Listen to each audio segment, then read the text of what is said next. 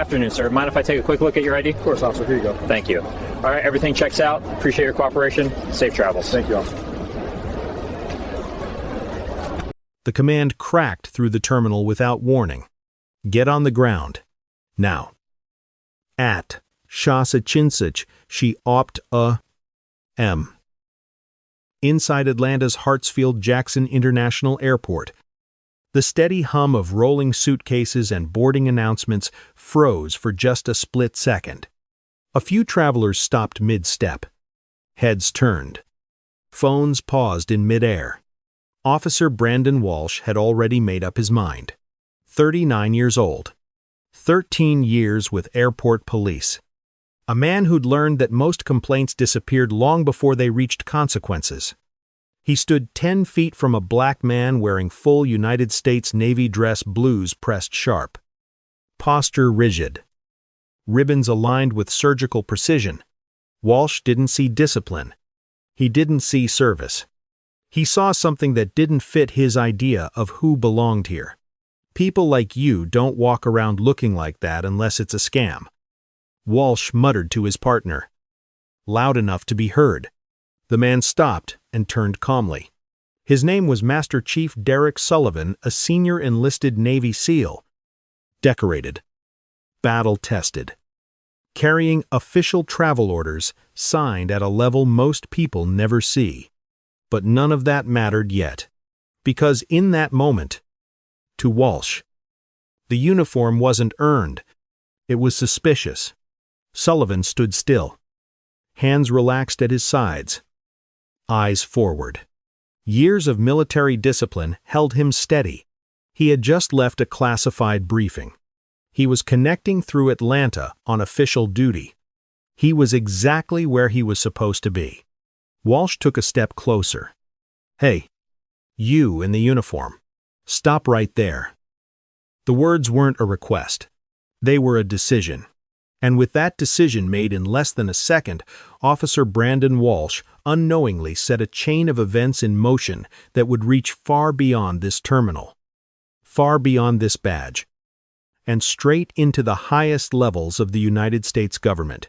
Because what he was about to do on camera, in public, to the wrong man would not end with an apology. It would end his career. Officer Walsh didn't approach because of a call. There was no alert, no report, no description on the radio. He approached because he had been watching. From the moment Master Chief Sullivan stepped into the concourse, Walsh's eyes followed him. Not the way an officer tracks behavior, but the way someone measures whether another person belongs in a space they've already decided is not meant for him. Standing a half step behind Walsh was Officer Ryan Pierce, 34 years old. 5 years on the job. Quiet. Careful.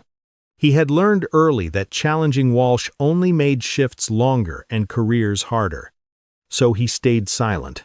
That your bag? Walsh asked, nodding at Sullivan's carry-on. Yes. Sir. Put it down. Sullivan lowered the bag slowly. Deliberately. Making sure every movement was visible. His voice stayed even. Professional. Is there a problem? Officer. Walsh stepped closer than necessary, invading the space between them. His eyes traced the uniform rank insignia. Ribbons. Pressed creases, searching not for confirmation, but for something to doubt. We'll decide that. Walsh said. Where you coming from? I'm traveling on official orders. Orders, Walsh repeated. Skeptical. You got proof?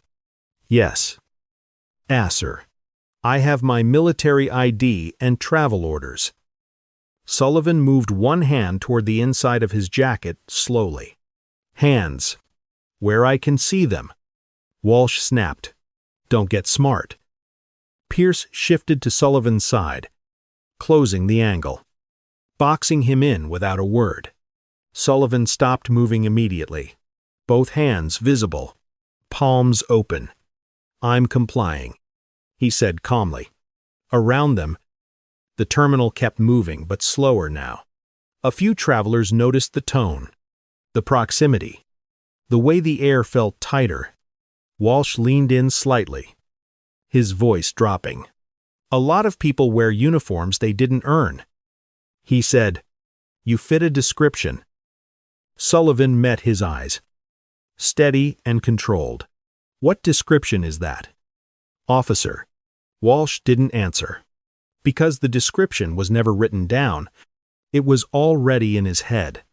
Walsh's stare hardened. "Turn around," he said. The command landed heavy. "Are sudden." Carrying the kind of authority that wasn't inviting discussion. "For what reason?" Officer Sullivan asked calmly. His voice never rose. There was no challenge in it, only a request for clarity. Walsh's jaw tightened. "Because I said so." Officer Pierce moved without being told, stepping closer to Sullivan's right side. The spacing was deliberate now. Containment. Control. "Turn around." "Now," Pierce added, his tone flat. Sullivan paused for half a second. Then he turned slowly, exactly as instructed, and placed his hands behind his back. His palms were open, his shoulders relaxed. "I'm not resisting," he said. Walsh grabbed one wrist and yanked it higher than necessary. "You're tense," Walsh snapped. "I'm standing still." Sullivan replied, pain flashing briefly across his face as his shoulder twisted. He didn't pull away. He didn't raise his voice. Around them, movement in the terminal slowed even more. A rolling suitcase bumped into a trash can and stopped. Someone whispered, "What's going on?" Walsh leaned in toward Pierce, his voice low but careless. "Watch him." He muttered, "These guys snap." Sullivan heard it. Every word. "That's not accurate." "Officer," Sullivan said quietly. Something in Walsh's expression shifted irritation, turning to anger. "Don't tell me what's accurate." Walsh barked. "You don't look like a Master Chief. You don't look like you belong in that uniform." Sullivan turned his head slightly, just enough to speak clearly. "You don't get to decide that." That was the moment. Without warning, Walsh drove his hand hard into Sullivan's upper back. "Get down." The shove came fast and violent. Sullivan stumbled forward, his balance breaking. Pierce reacted, grabbing his arm. The combined force sent all three men forward. Sullivan's knees hit the tile first, then his shoulder, then his face. The sound of bone and tile colliding echoed through the concourse sharp. Sickening. Impossible to ignore. Gasps erupted around them. Walsh dropped his knee between Sullivan's shoulder blades, pinning him to the floor. "Stop moving," Walsh shouted. "I'm not moving," Sullivan said through clenched teeth. His cheek pressed against the cold, polished tile. But the line had already been crossed, and every camera in the terminal was now watching. Sullivan lay flat against the terminal floor, his breathing controlled, measured the way it had been trained through years of combat and crisis. "I'm not resisting," he said again, his voice tight but steady. "You're hurting me." Walsh didn't respond. His knee stayed planted between Sullivan's shoulder blades, driving the air from his chest. He forced Sullivan's wrists together and snapped the handcuffs closed, the metal biting hard into skin. "You should have thought about that before you got mouthy," Walsh said. The words hung in the air. Around them, the terminal had nearly stopped. A woman with a stroller froze a few steps away. A middle-aged man in a veteran's cap stepped closer, his eyes fixed on the uniform. The ribbons. The rank. Phones were out now. Not one. Not two. Dozens. Different angles. Different distances. All recording. "Clear out," Officer Pierce called, trying to sound authoritative. "Keep moving." No one moved. "That's a Navy uniform." The man in the cap said firmly. "You don't need to be doing all that." Walsh shot him a sharp look. "Sir, mind your business." But it was already everyone's business. A child tugged at her mother's sleeve and whispered, "Why is he on the floor?" Sullivan stared at the polished tile inches from his face. He could see the reflection of overhead lights. He could feel the cold seeping through the fabric of his uniform. And he could see the small red light blinking steadily on Walsh's body camera. He knew exactly what it meant. Every word, every shove, every command, all of it was being captured. Somewhere behind the crowd, an airport radio crackled. A supervisor had been called. The tension in the air shifted again, subtle, but unmistakable. Because force like this, in public, with witnesses and cameras, doesn't stay contained. It spreads, and it was only just beginning. The crowd parted slightly as a voice cut through the tension. "What's going on here?" Sergeant Monica Davis stepped into view, her eyes moving quickly from the officers to the man on the floor. 11 years with airport security had trained her to read a scene in seconds, and this one set off every alarm she had. A black man in full Navy dress blues, face down, handcuffed, an officer's knee still on his back. Walsh answered before she could ask again. "Possible impersonation." "Sergeant," he said, his tone defensive. Subject got aggressive when we tried to verify his credentials. The man on the floor turned his head slightly, careful not to move his body. "Sergeant," he said calmly, "I'm an active-duty Navy SEAL. I complied with every instruction. I did not resist." Davis's eyes flicked to the uniform, the pressed lines, the ribbons, the rank insignia. She had seen enough military personnel pass through this airport to recognize the real thing. "Let me see his identification," she said. Walsh hesitated, just a beat too long. Then he reached into Sullivan's jacket and pulled out a military ID and folded travel orders. His jaw was tight as Davis took them and stepped back. She examined the ID carefully. The photo matched. The name was clear. Derek Sullivan, Master Chief Petty Officer, United States Navy. She unfolded the orders, scanning the header and the signature block. Official military travel. Command briefing. Everything in order. Davis looked up at Walsh. "Why is he still in handcuffs?" He was evasive. Walsh said quickly, "Got an attitude when we pressed him." Sullivan's voice remained steady. "I answered every question. When I asked why I was being stopped, that's when Officer Walsh put his hands on me and forced me to the ground." A murmur rippled through the crowd. The man in the veteran's cap spoke up again. "That's exactly what happened. We all saw it." Walsh turned sharply toward him. "Sir, that's enough." Davis cut in, raising her hand. Her voice was calm, but firm. "Take your knee off his back. He's restrained." For the first time since the encounter began, Walsh hesitated, because this wasn't a civilian anymore. This was a supervisor, and the story he'd been controlling was starting to slip out of his hands. Walsh finally shifted his weight and stepped back.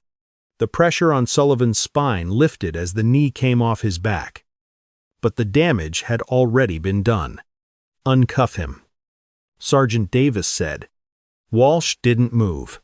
I said, "Uncuff him." Now, with visible irritation, Walsh unlocked the cuffs and pulled them free. Sullivan slowly brought his hands forward, flexing his fingers. Deep red marks circled both wrists where the metal had cut into his skin. Davis crouched slightly to meet his eyes. "Master Chief, are you injured?" My face hit the floor. Sullivan said evenly, "My shoulder's sore, but I'm okay." He paused, then added, "I want everything that just happened documented." "It will be." Davis replied without hesitation. "We're getting medical over here." Behind her, Walsh muttered. "He's fine. He's just trying to turn this into something it's not." Sullivan rose to his feet. His uniform was scuffed at the knee and elbow, the pristine image broken. He looked directly at Walsh. "You made it what it is when you decided I didn't belong in my own uniform." Davis stepped between them immediately. "That's enough," she said. "Both of you. Take a step back." She turned her attention to Sullivan. "Sir, I'm formally apologizing for what just occurred. We're going to review all body camera footage and file a complete incident report." Sullivan glanced at the crowd at the phone still raised, the witnesses still watching, with respect. "Sergeant," he said calmly, "this isn't just an incident report. What happened was excessive force. And it wasn't random." Davis understood exactly what he meant. She reached for her radio. "I'm calling the chief." Walsh's head snapped toward her. "For what? We handled it." "No," Davis replied, keying the mic. "You escalated it." She spoke clearly into the radio. "Chief Martinez, this is Sergeant Davis in Concourse B. I have a use of force incident involving an active duty Naval Special Warfare Master Chief. Body cameras are active. Multiple civilian witnesses." There was a brief pause. Then the reply came back, tense and immediate. "I'm on my way." Walsh exhaled sharply through his nose. "This is getting blown way out of proportion."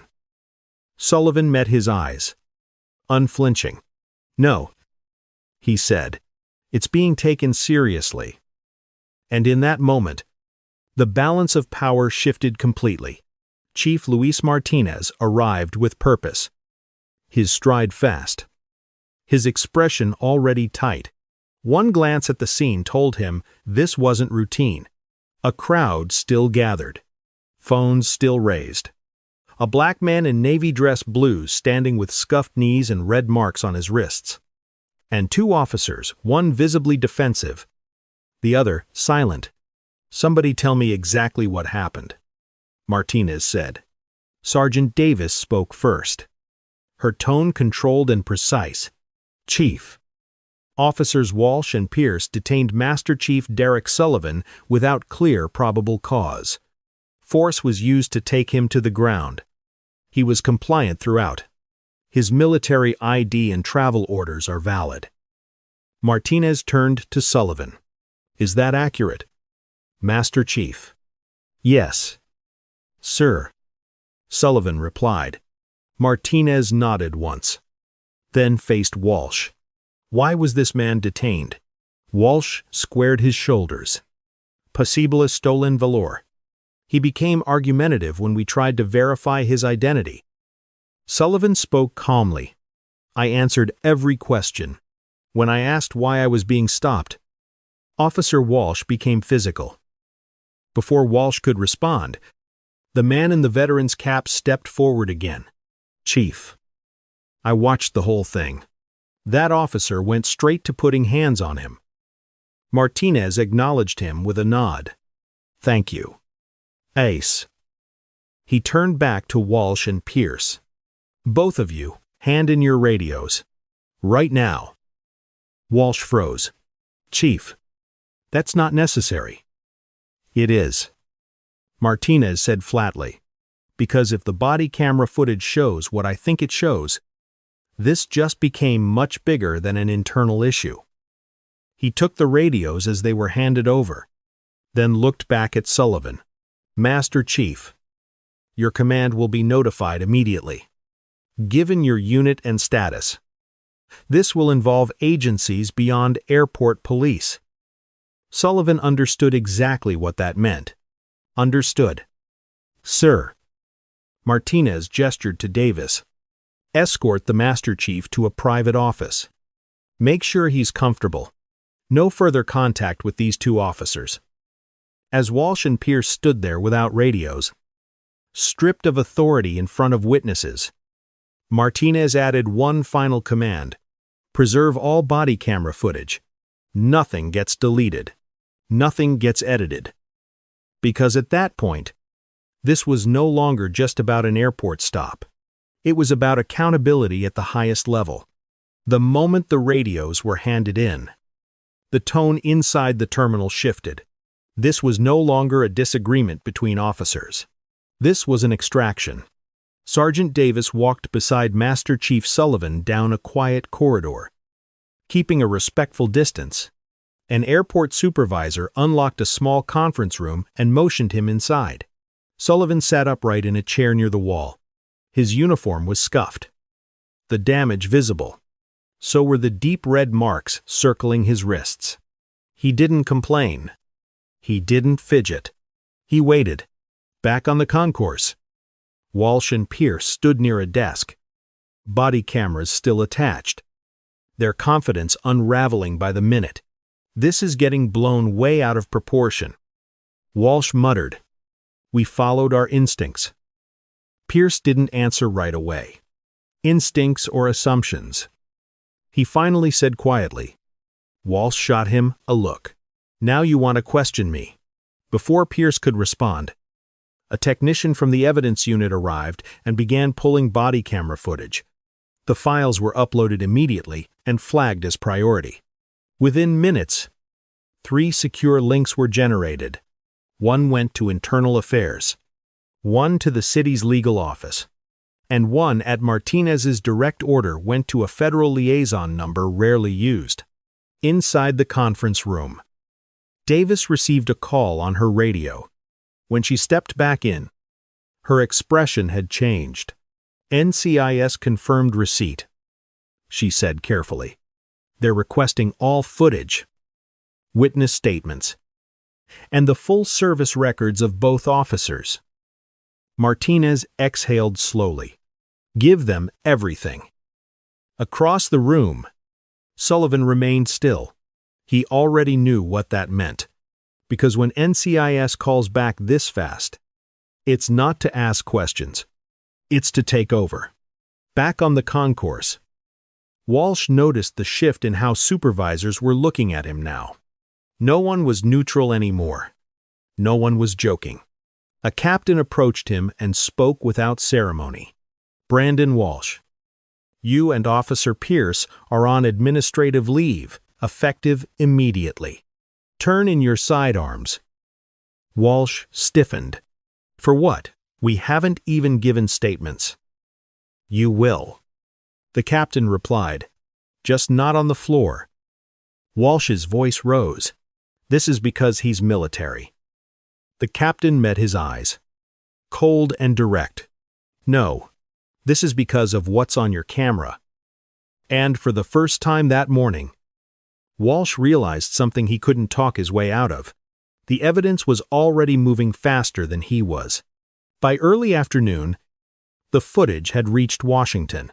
Inside a secure conference room at the Department of Defense, the lights were dimmed and a single image filled the screen. A still frame taken from an airport body camera. A knee pressed between a man's shoulder blades. Hands cuffed behind his back.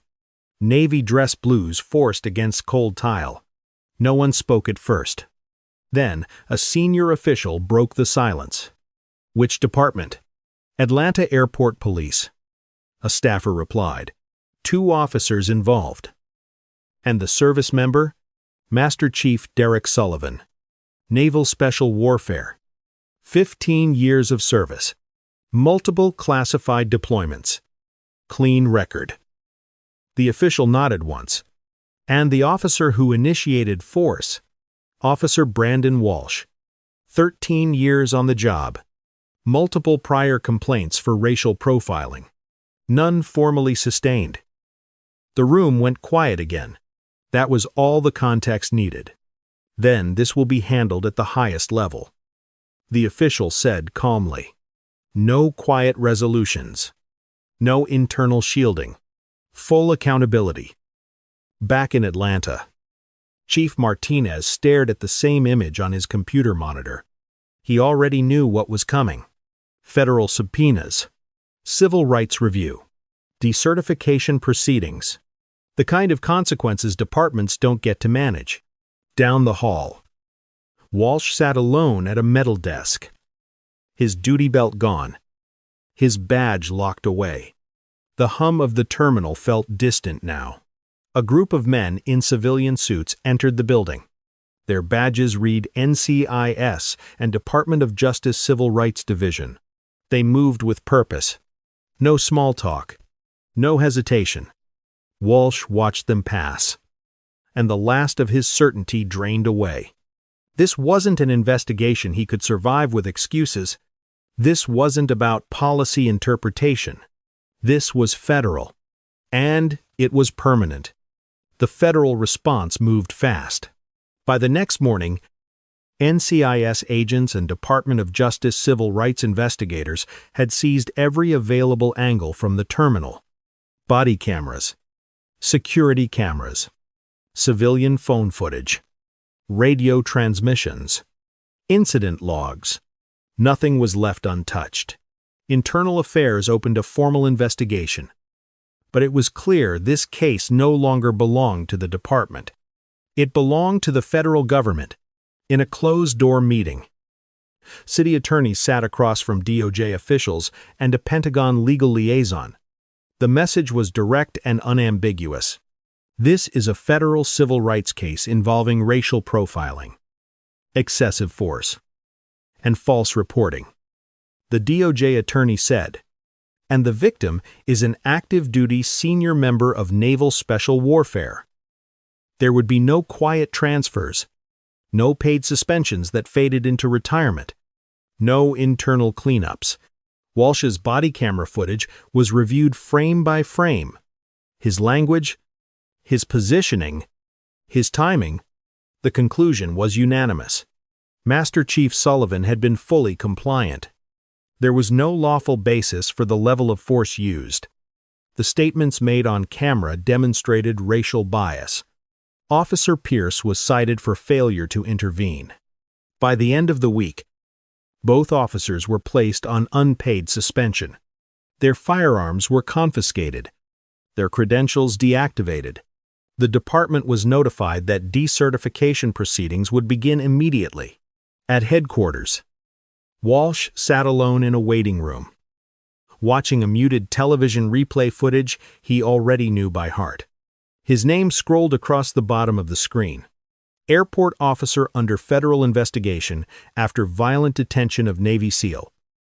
For 13 years, the badge had protected him. Now, the camera was doing the opposite. It was documenting the end. The findings didn't take long to become final. Officer Brandon Walsh was terminated for gross misconduct, excessive force, racial discrimination, and falsifying his official report. His law enforcement certification was revoked. He was barred from serving in any policing role in the state. There would be no appeals that mattered. No department willing to take the risk. No second career in private security. Officer Ryan Pierce was fired for failure to intervene. His certification was suspended indefinitely. The silence that had once kept him safe now ended his career just as surely. 2 supervisors who had ignored years of complaints were disciplined. One was forced into early retirement. Another was demoted. The department itself entered a federal consent decree mandatory bias training, independent body camera oversight, and external review of all use-of-force incidents. What happened to one man on a terminal floor reshaped an entire agency. Master Chief Sullivan filed a federal civil rights lawsuit. The evidence was overwhelming. The settlement reached into the millions, finalized before trial. But the money was never the point. At Naval Special Warfare Command, Sullivan stood in uniform during a private briefing with his commanding officer. "You handled yourself with professionalism and restraint," the commander said. "The system failed at first, but it corrected because of evidence." Sullivan nodded once. "I just wanted it documented." Weeks later, he walked through another airport in dress blues. New orders in hand. No one stopped him. No one questioned whether he belonged. Back in Atlanta, Walsh sat in his living room watching the news. His badge gone. His phone silent. The authority he once relied on had vanished. And this time, it wasn't taken by force. It was taken by accountability. Weeks after the incident, a training bulletin circulated quietly through the Atlanta Airport Police Department. There were no names printed. Just a still frame from a body camera, a black man in navy dress blues pinned to the floor, 2 officers standing over him, a knee pressed where it never should have been. Under the image were 6 words. This is what failure looks like. Everyone knew exactly who it was about. Officer Brandon Walsh would never wear a badge again. His name would live permanently in federal records tied to a civil rights violation. No department would touch him. No authority would trust him. Not because of one mistake, but because of a pattern that finally met evidence. Master Chief Derek Sullivan returned to duty. His career intact.